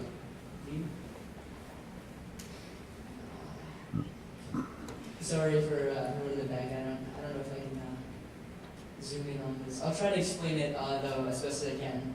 And this is also on the GitHub. So basically, what you're doing is you're setting the files, right? You're setting the retrain graph. The thing is that this model does use memory mapping. So what that means is that instead of running the entire model at once, so let's just go back to the graph. I don't think I'm doing the presentation. So instead of running this entire model all at once, it's basically breaking it up into different points, right? And it's not just storing the entire model in memory. It just breaks it into different points of the graph depth, and from there it can just take the input, put it in here, process it, it gets the output values, takes the output values, and then gets this out of its memory, pulls this next part into the memory, puts it through there, right? That's how it works. It does it in specific intervals instead of actually running the entire thing at once, which is a lot more, it is a bit slower. It's not noticeably slower though, and it does allow for processing even on Raspberry Pi, right? So I mentioned on Raspberry Pi you have to use memory mapping because it has around 1 gig of RAM, some that goes to GPU too. So you have at most around 800 megabytes of RAM, while this model is around, I think it doesn't seem fairly large, 23 megabytes, but it still isn't enough to run within a Raspberry Pi. So for that case, you'd have to use memory mapping to actually allow it to run. So that's where the code is going for there. Then you're just parsing the inputs, you're just parsing the images through, and you're putting it through a queue. So the most of it is just figuring out the device orientation, and then depending on your device orientation, it's going to put it through in a different way. There's also a freeze frame, so if you want to kind of freeze it on lightning speed, you kind of do that to. So with that, what you can do is you can kind of not just only take this app. What I could do is I still have that original Python command, right?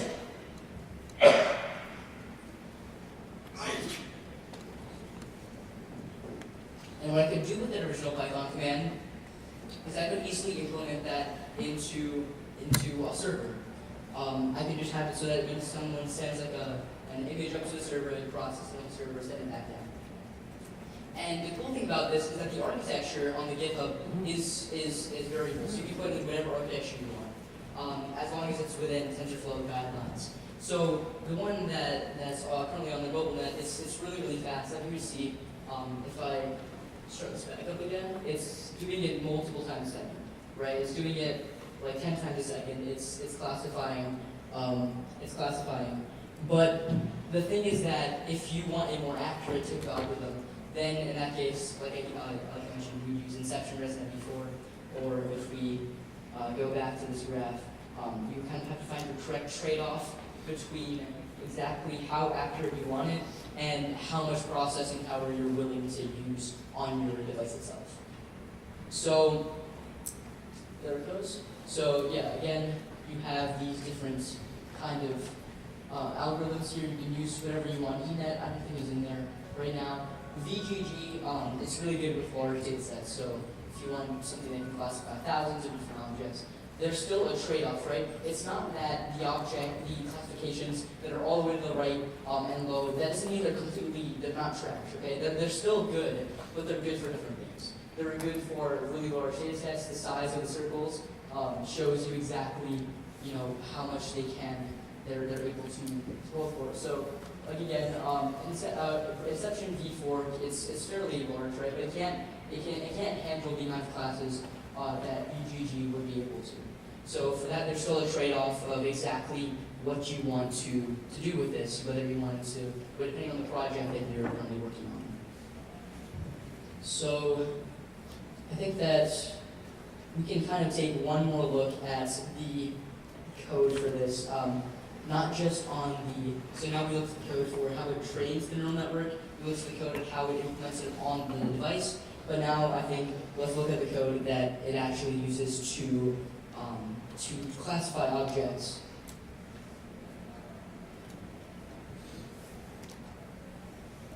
Here we go. So this is what I love about TensorFlow. So this is the code, but the thing is that most of it is already built. So the only few things that I have to change were just memory mapping and also providing the final classification layers and then allowing it to just run it through multiple times.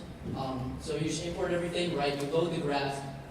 Again, with TensorFlow, all you need is that one graph, and you have everything you need to do machine learning.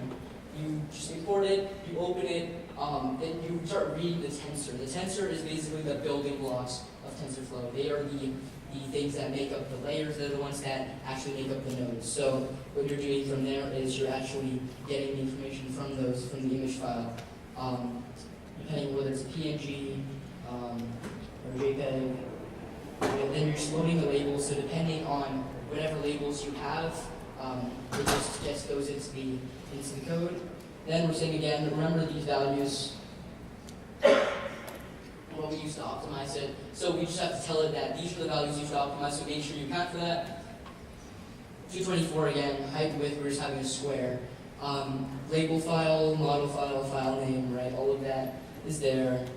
Then what you can do is if you want to artificially change the output layer and everything, you can do that. The output layer name doesn't usually change that much. It's usually kept to a few different ones. Input is usually always the input name, the input node name.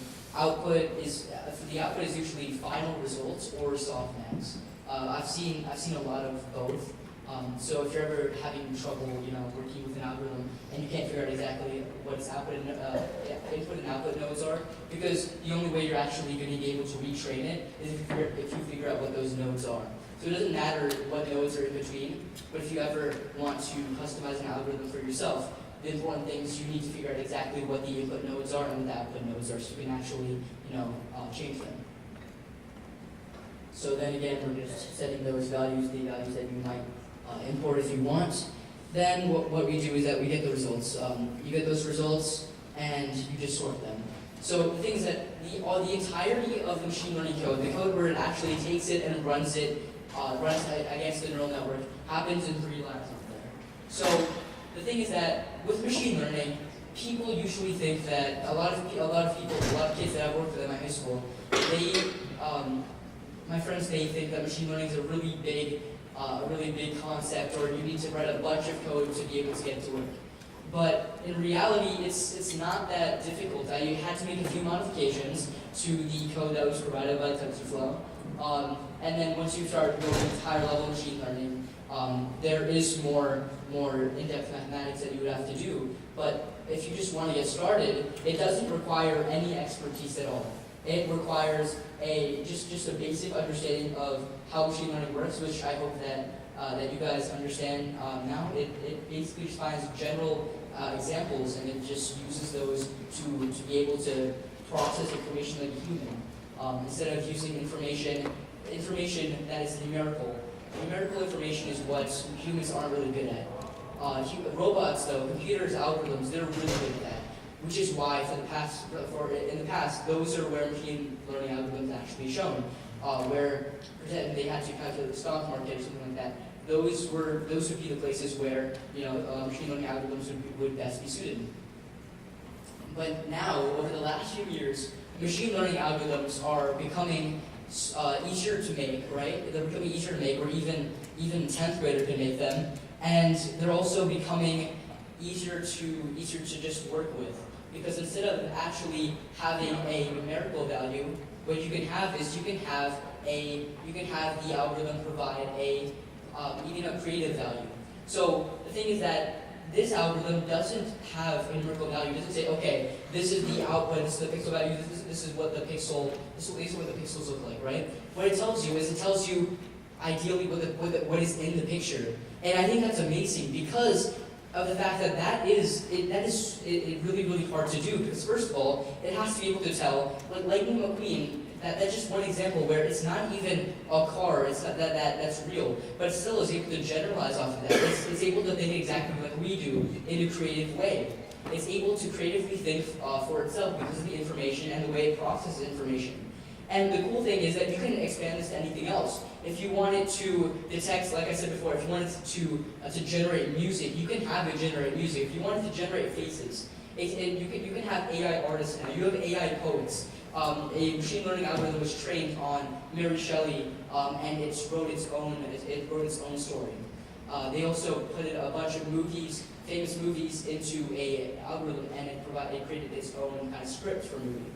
And a few years ago, this would be impossible, right? Because what you would have to do is you have to go and code every single value for that algorithm. You would have to code in every way that the algorithm would process data. But now what we can do is we can teach the algorithm to learn for itself. We just give it information, and it learns entirely by itself, and it learns how to process that information creatively.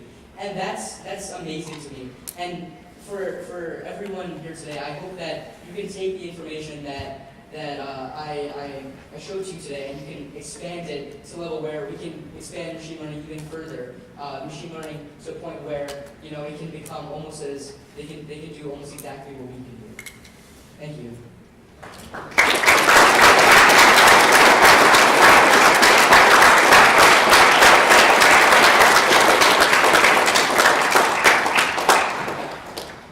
So do you guys have any questions or any questions about the code or anything like that?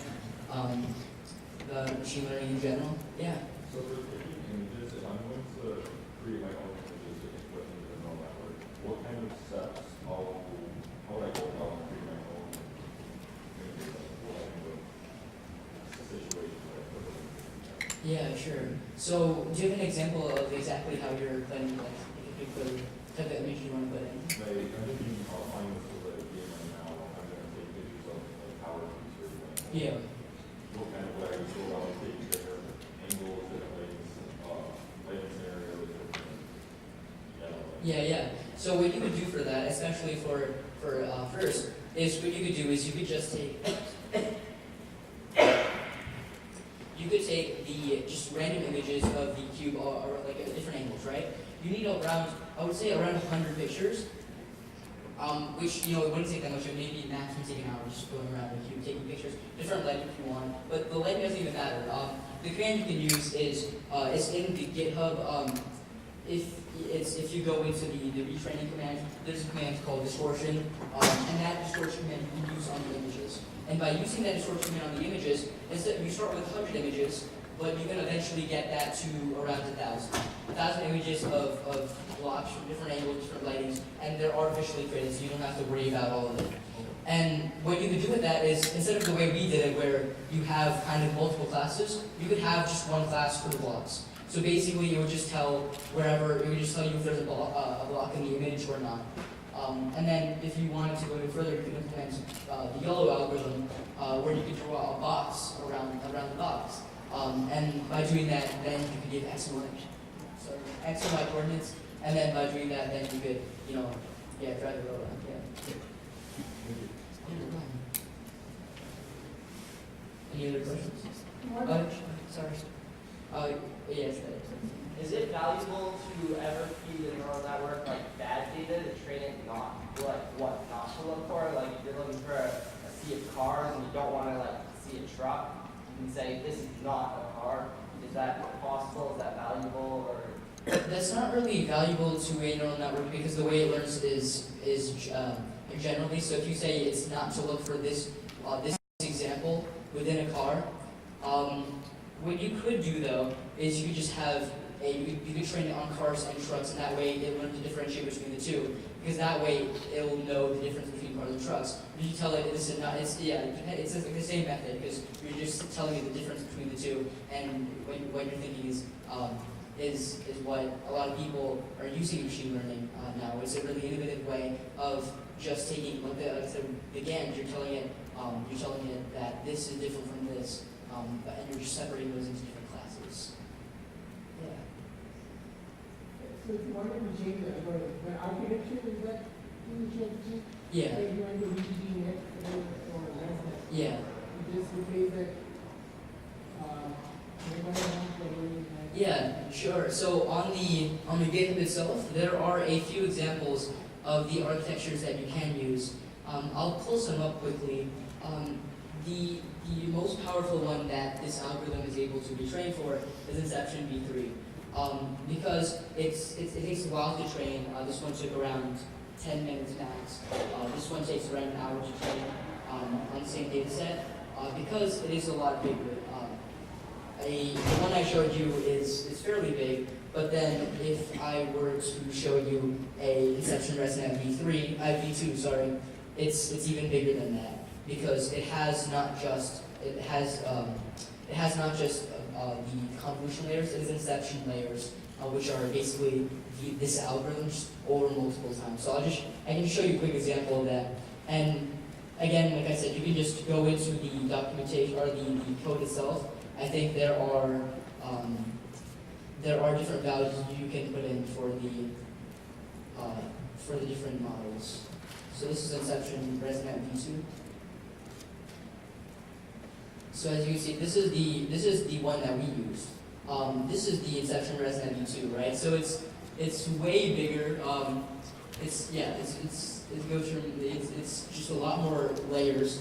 You have 10 of these, 20 of these, and 10 of these. So again, it's just depending on what you want to do, and those are all in the documentation for the code itself. Yeah. And again, all the like I said before, with machine learning, it's these same layers over and over again. So now that you understand basically how they work, you guys can just figure out how to stack them, right? Just you know what's going on here, right? It's just finding more general examples, and then Max will just kind of makes the image smaller, then finds more general examples, makes it smaller, and then it just runs convolution. It's right, just finding more and more general features. Average will just keep on making it smaller. The red over there is concat. Concat is something I did talk about, but how that works is it basically matches two features together. So maybe you have a feature for the eyes, a feature for the mouth, and just takes those and puts them together. So all of that is located in the GitHub. Yeah. Is the slideshow from the presentation going to be found anywhere online? I can put that on the GitHub if that would help out. Yeah. Yeah.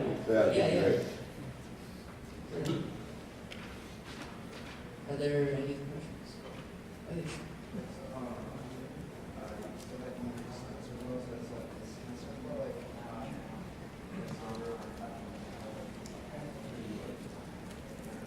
Yeah. So TensorFlow is just something, it's a library, so it's like a Python library that you can just install, yeah. And it has everything built in, so it's a numerical computation library. So it's really good at doing the matrix computations that are really, really prevalent in machine learning. That's why a lot of people use it for machine learning. Yeah.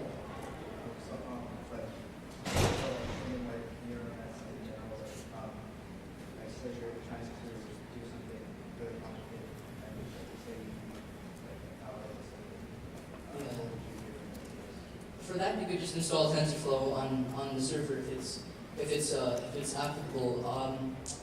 That's the best way I would recommend going about that. But if you already have a server and you want to run TensorFlow on that, then you would have to install TensorFlow on that. But if you are buying a server or if you're renting a server for the purpose of training a neural network, I would recommend using NVIDIA. NVIDIA has a very good platform set up online that you could just rent if you could rent Amazon Web Service through them, and once you go onto the Amazon Web Service through NVIDIA, it has everything for machine learning already set up.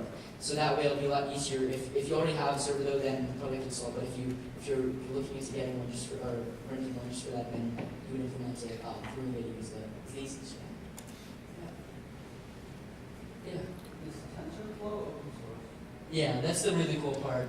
And what I really like about TensorFlow is the fact that anyone can because the fact it's open source, right? Anyone can just go on and they can just they can just put whatever experiments they're working on onto the page. So what ends up happening is you have these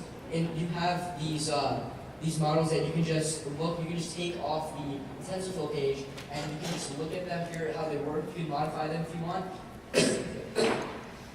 and then you can apply it to your own data. So especially because of the fact it's open source, you can just go into TensorFlow. We can go into examples. Actually, wait, we can go into content. Okay. So basically, all of these are experiments. All of these are really cool experiments. So we can go into, like I said, GANs, right? You can just get that straight off the TensorFlow page. You can train it on your own data. You can do anything you want with it. And because the fact it's open source, everyone's working on it.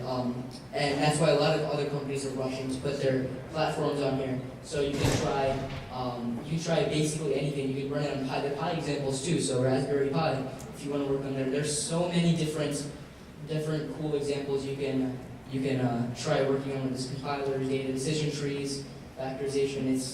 So that's why I really like TensorFlow, especially because it's open source. Yeah.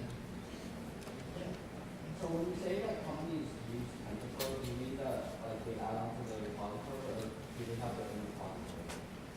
When I mean companies Google has open source this. They've released it public, and they're the first ones to do so. When I say other companies are releasing their own platforms, I mean that other companies are releasing their own machine learning libraries. So I think Amazon released one. There are a few other companies that are releasing them in order to get, because if you have the open source, then more people are working on it, right? The public's working on it. And if you have the public working on a machine learning library, it's going to get better and better over time. So that's what I mean by other companies open sourcing their own machine learning libraries. You said it's open source, but do you know what license it is? We can check right now.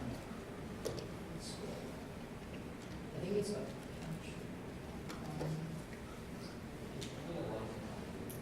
Apache license, yeah. Okay. So yeah, that's the cool thing about it. If the copyright, the thing that if you're just working on for your own project, right, it's pretty much okay to use. You can't really trademark anything with TensorFlow, and there's no guarantee that TensorFlow is going to work. But that's basically not a limitation, right? So yeah, anything you want to do with TensorFlow, you can basically do. So that's it. Yeah. Okay. You mentioned image generation. What does that look like Sorry, can you? You mentioned image generation AI. What does that look like compared to the definition? Oh yeah, sure. So the cool thing about that is that it's pretty similar. The only thing that's different is the generator. The same type of, we have the same, what do you call it? The classifier, right? The same classifier algorithm. If you want, it's the same type of algorithm that classifies. It uses the same type of structure. And if you go look into from what I've seen when I've been working with GANs, is the fact that even the generator has aspects of the classifier because it's doing the same thing. It's learning the features of the image because it's trying to replicate those features, right? So basically, imagine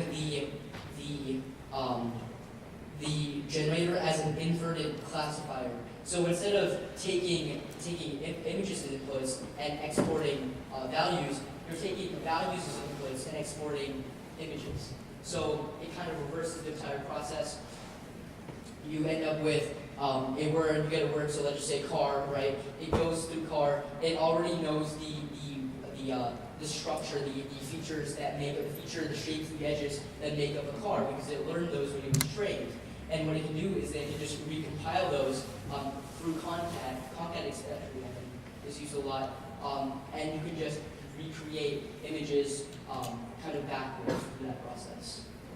And if you were to take a look at the code, again, I know I'm gushing over TensorFlow, but I just really think it's pretty cool considering that if anyone wants to work games, or I think they came out literally last year, but on TensorFlow, anyone can just get started with them. They're state of the art, but anyone can just download them, start training it on their own data, and do anything like that. So it's definitely pretty cool. So you got the estimator, you got features, losses. So the features here are a feature that's learned to generate the images, and such like that. So definitely, I think that's a pretty cool thing that that's how they work. They kind of reverse that process. Yeah. So for like the image recognition algorithm, does TensorFlow only see images, or can it like see patterns and other things? The thing about TensorFlow is that it's generally a matrix computation library. So it can do anything with machine learning because machine learning is generally based on matrices because of the way it's structured with the different neurons. So for this project, we did do patterns and that kind of generalization. But if you wanted to work on a project where you just kind of figure out a curve through a set of points, maybe, like I said, you give it a word and it can come up with a something more abstract. It can basically do anything you want as long as you know the different nodes the different layers that connect to create the neural network. And if we just look back here, right, all of these nodes are creatable through TensorFlow. So again, it's not just for image classification. TensorFlow is basically just for any type of machine learning that you want to do, right? You can do perceptron, that's the simplest one, feed forward. It's also pretty simple, deep feed forward. Again, that's a little bit more complex, but it's not to the level where we're getting with a CNN. Again, convolutional neural networks are all the way down there. But you can do whatever you want with that. Yeah. Does that mean that you can like use that in like let's say AI to make like better decisions? Yeah, sure. So with TensorFlow, even though so these are the building blocks of TensorFlow, right? And they seem fairly simple, but the thing is that with TensorFlow, a company actually made a robot that can look at someone doing an action, right? Let's say they see a little kid playing with a little toy. And what the company did is just by looking at a video, the neural network learns how to actually replicate that action. So the thing is that with TensorFlow, it doesn't have to be just kind of data-based. It can be like you said, it can be more general AI. That kind of thing. How do you prevent overfitting? I've had an issue with that in the past. Yeah, defeating, definitely dropout. Have you implemented dropout before?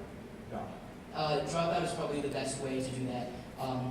For me, that definitely reduced the overfitting for my model.